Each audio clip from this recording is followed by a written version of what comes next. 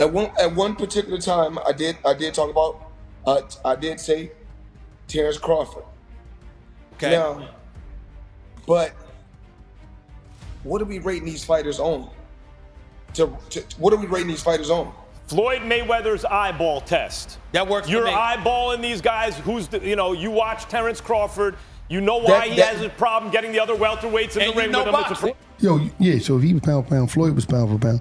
You or Floyd, who would have done that? Who would have won that? Me. Because I think Floyd at his best was a better defensive fighter than Crawford. Crawford's a better offensive fighter, but in those kind of matchups, I think defense usually beats the offense.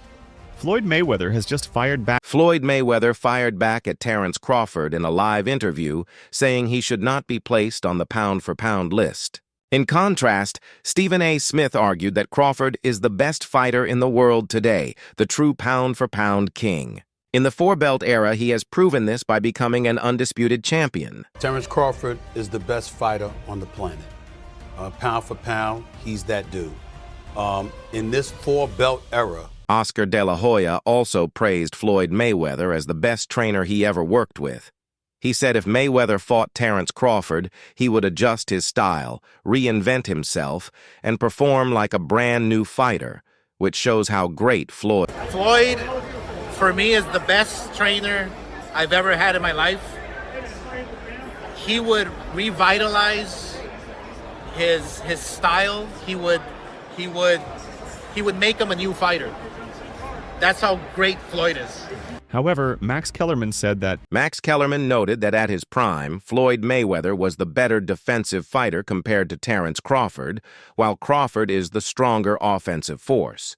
But in matchups like this, Kellerman believes that defense almost always comes out on top. Because I think Floyd at his best was a better defensive fighter than Crawford. Crawford's a better offensive fighter, but in those kind of matchups, I think defense usually beats the offense. Robert Garcia said that even though Terrence Crawford made history by becoming undisputed in a prime versus prime clash, he would still give the edge to Floyd Mayweather or Manny Pacquiao. Even so, he ranks Crawford among boxing... Mayweather never became undisputed. He's a 5-division champion, but never became undisputed. Never really followed that unification, stuff like that. So I think when it comes to accomplishments, I think he's already done more. In a fight, I probably still pick Mayweather. Both in the prime, I would probably pick Mayweather to win. Just like I would probably pick Pacquiao to win, both in the prime. Ooh, to beat Crawford. Yeah, I think so. Prime for prime? Nice. Yeah. But is Crawford one of the greatest of all time? 100%. There definitely he is. Danny Garcia added that Danny Garcia pointed out that because Floyd Mayweather is nearly 10 years older than Crawford, a true competitive fight wouldn't make sense. Still, he said an exhibition bout between the two would be thrilling and a perfect event for fans. Hard. I mean, they're not that separated in age, right? I think Terrence is 38. I think Floyd, I am not sure he's either 10 years older or 12 years older. I don't know if he's 48 or 50. Yeah, I don't think we're going to get the best Floyd, so I don't think it makes sense. Exhibition would be crazy, actually. Yeah, I think that makes sense. Exhibition would be crazy, actually. Yeah, I think that'll make a lot of sense. Errol Spence Jr. explained that Errol Spence Jr. said Floyd Mayweather's clever strategies and legendary abilities put him on another level. That is why Spence views Floyd as one of the greatest fighters ever to step into the ring. It's a little different because, Floyd's just different. I feel like, he's the best fighter. I don't know about all time. He might be the best fighter all time. If not, he's close 2-3, and not by far. So it's just it's a little bit different things that Floyd does. And Floyd was a lot older when I sparred him, and it's just certain things that he does that that's really tricky. Like the guy we get in the clinch, he was like squeezing my nose, and I couldn't breathe and stuff like that. So it's just certain things that he do in there. It's just veteran stuff, just veteran all-time type stuff he was doing when I was part of it. He also added that even though a showdown between... He also mentioned that while a matchup between Crawford and Mayweather can only exist in imagination, Floyd's mental toughness and psychological edge place him above everyone else. Floyd would beat Crawford, would you think? I know that's just a fantasy matchup. Man, I don't know. I'm reaching, I you know. don't get into all that. Yeah. I don't know who went out. Sugar Ray Robinson and Floyd. You know. I don't know, man. But for Floyd was the best work, just like mental games, everything. Oh yeah, mentally, he by far, I feel like he's the best. He's the best mentally. Coach Bernie stated that if Coach Bernie explained that if Floyd Mayweather and Terence Crawford fought at their peak, Floyd would win by breaking him down with accurate jabs, clean hooks, punishing body shots, and tight defense, taking over the fight in the later rounds.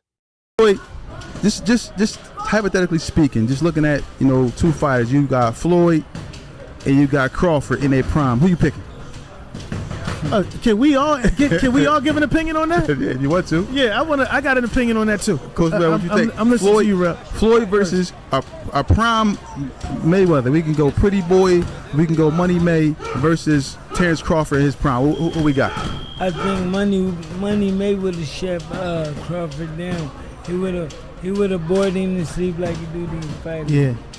He would have jabbed him, hooked him, stick him in the body. You know what I'm saying? And then when the fighters swing back, Floyd nowhere to be found. So mentally, they're draining. Yeah. And about the 6th or 7th round, that's when you start picking up, putting the combination together.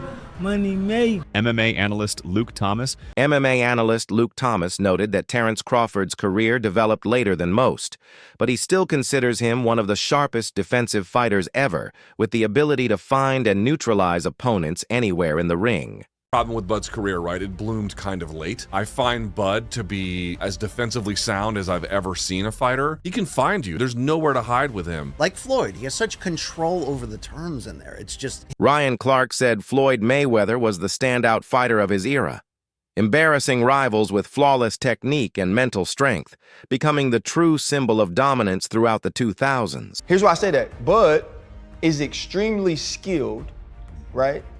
Yet not as skilled as Floyd Mayweather. Floyd Mayweather made people look foolish, right? And so if I had to say who's the greatest I've seen, and Bud said it right, the best of an era and the best of an era, it's Floyd.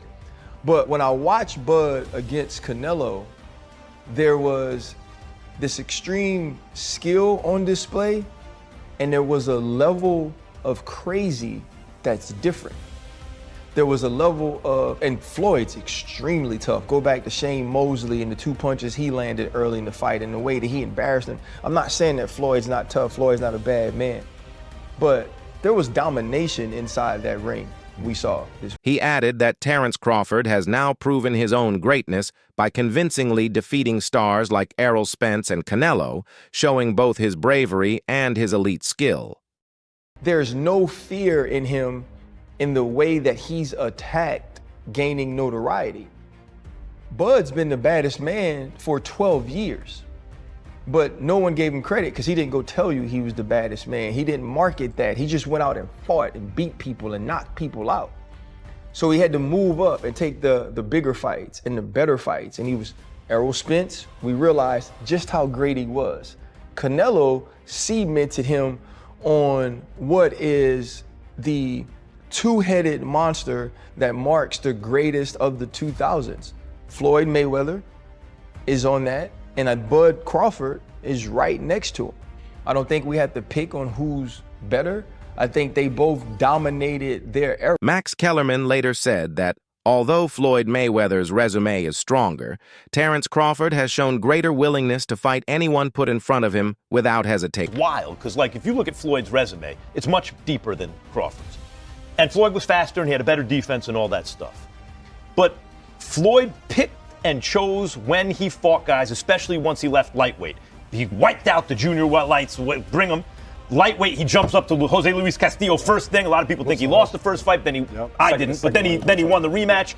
But once he left lightweight, he was careful about when he fought guys. So even though his resume is deeper with names, people remember, yeah, but he didn't want it with certain dudes at certain times.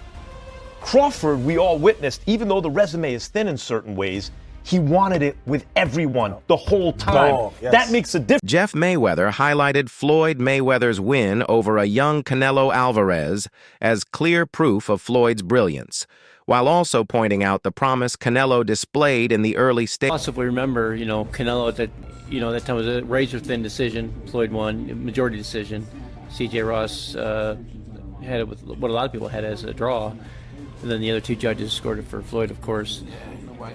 And that was a Floyd at the top of his game with a very green Canelo with very little experience, and he still took him, into deep waters. So. What was Canelo? What, 20-something? 20 what? 23, 25? Yeah, he was. Very, very young in the game, obviously.